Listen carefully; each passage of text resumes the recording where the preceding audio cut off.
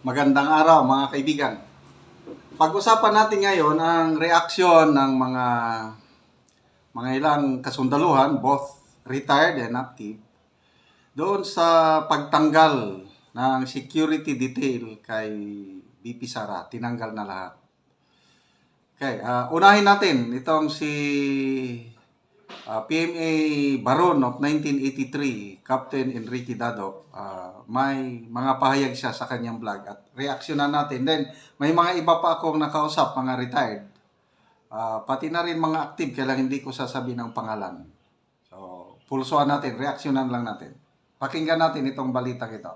Tapos ipag-utos ng Armed Forces of the Philippines na tanggalin lahat ang security personnel ni Vice President Sara Duterte.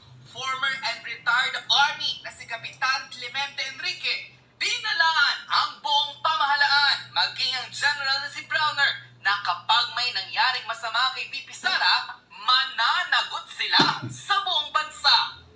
Ito ang naging diretsang babala ni Kapitan Dado o mas kilala bilang retired Army Clemente Enrique nang lumabas at makumpirma na tinanggal na lahat ang mga security personnel ni Vice President Sara Duterte. Kasunod ito ng kanyang revelasyon na minsan ang pinagtaangkaan ang kanyang buhay. Ayon sa breaking news, tinanggal ang mga VP-SPG na nakasal kay Vice President Sara Duterte at pinalitan ito ng 24 na bagong pulis na hindi raw kilala ng Vice Presidente na maaaring magdulot ng kapahamakan sa kanyang buhay. Lalo pang uminit ang usapan ng kumpirmahin ng isa pang army ang nasabing balita kung saan posibleng araw maging delikado ang buhay ni Vice President Sara Duterte sa ginawa na ito ng AFP. Ayon sa kanyang naging pahayag, just in, all the personnel of Vice Presidential Security and Protection Group are being relieved and will be replaced by 24 PNP personnel. The Chief of Staff of the Armed Forces of the Philippines, General Browner, has reneged on his duty to protect the second highest official of the country, a constitutionally elected official of the country. Only Marbil and Browner are talking to each other and without any written orders, but surely a verbal order coming from somebody higher than them to compromise the security of the second highest official of the land. This is what I can tell you, Browner and Marbil. Should anything happen to the Vice President, hide your asses. You are traitors.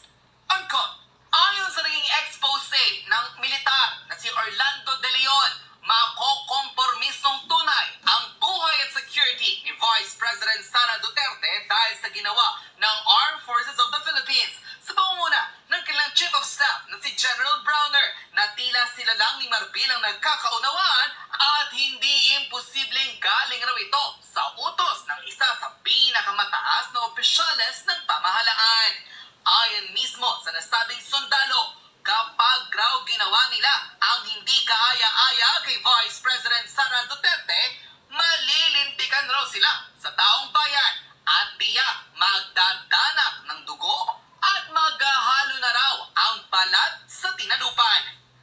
Narito at panoorin ang buong pahayag ng retired Army na si Kapitan Clemente Enrique o mas kilala bilang Kapitan Dado matapos niyang pagmumurahin at bantaan ng ilang mga opisyales ng Armed Forces of the Philippines na kapag may nangyaring masama kay VP Sara, magtago na raw silang lahat. Dahil tiyak na hindi raw nila kakayanin ang galit ng tao lalo't nalalaman nila na nasa delikado ng posisyon ang buhay ng ikalawang Pangulo. Narito't panoorin ang full video. Ang presidente ninyo Okay, konting paglilinaw lang ha. Si Captain Enrique Dado, hindi siya retired. Nag-resign ng maga. So, malaking kaibahan yung retired at saka resign. Siya po yung baron ng PMA Class 83. Ang baron, siya yung pinaka-highest ranking kadete.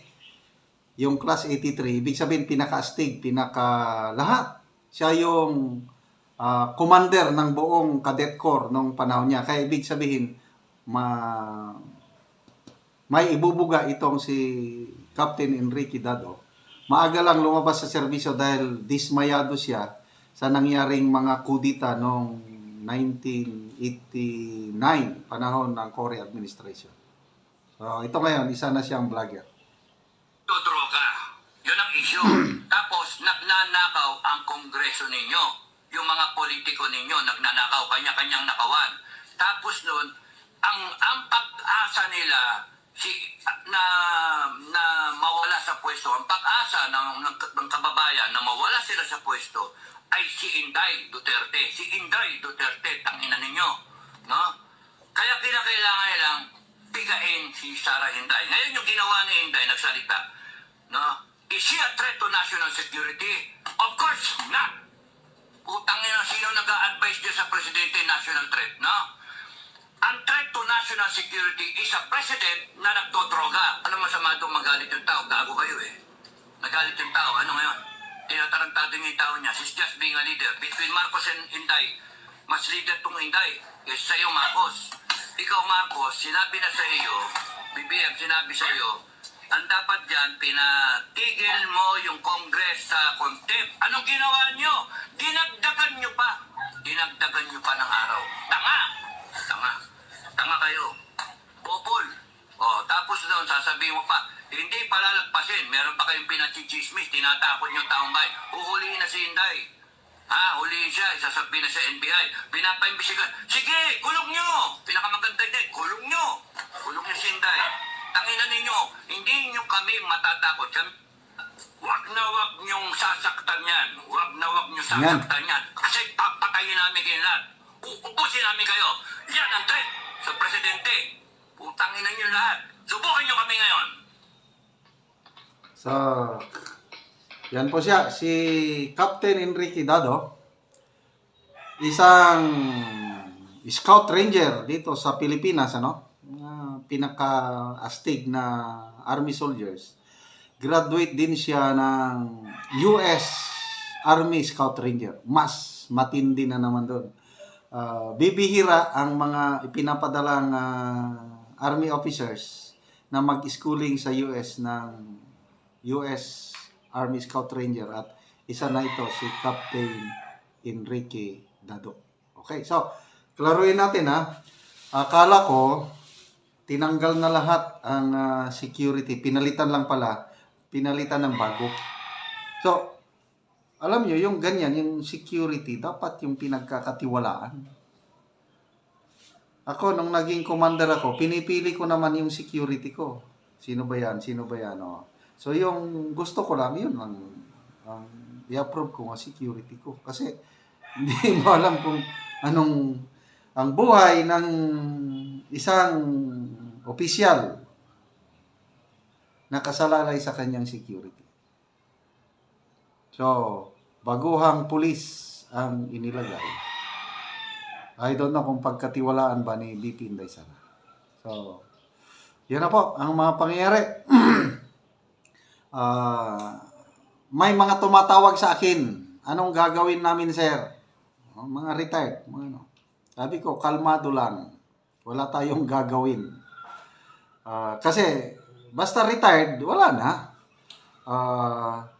In-interview ng teleradyo ata. Tin-interview nila si retired General Dionisio Santiago. Ganon din. Anong reaksyon ng mga retired generals itong nangyaring kaguluhan sa politika? Eh sabi ni General Santiago, magmasid na lang kami. Wala na kaming influence. Retired na kami. Kaya lang, although kahit retired, mayroon pa rin, yan, nagsasalita pa rin. Kaya lang kung yung gagawin na hakbang, wala po. Ang ano lang talaga is yung nasa active. So, may mga, ako na mga active, kaya lang hindi ko nasa babangkitin. Ang active soldiers ay dapat maging apolitical o non-political ba ang tawag dyan. Kaya wag na nating asahan yung mga kasi naranasan na natin yung intervention ng AFP sa political developments. Lalo lang gugulo ang ating bansa. Kaya pabayaan na lang natin. No? Isipin nyo, yung nangyari sa US. Di ba, grabing panggigipit nila kay President-elect Donald Trump? Anong nangyari? Gipit sila ng gipit, kaso ng kaso. Napunbik pa nga yung tao. Kalang hindi nag-epekto. Lalong minahal siya ng American voters. O nakabalik ang isang Donald Trump. Kaya, ganon din nakikita ko, pabayaan nyo lang yung gawin ng administrasyon ngayon sa mga Duterte. Ang taong bayan nagmamasid ang final verdict pagdating ng eleksyon. Ang taong bayan, wais na ngayon, hindi tulog ang taong bayan, nagmamasid, at ang verdict pagdating ng eleksyon. Kaya, relax lang po tayo. Okay?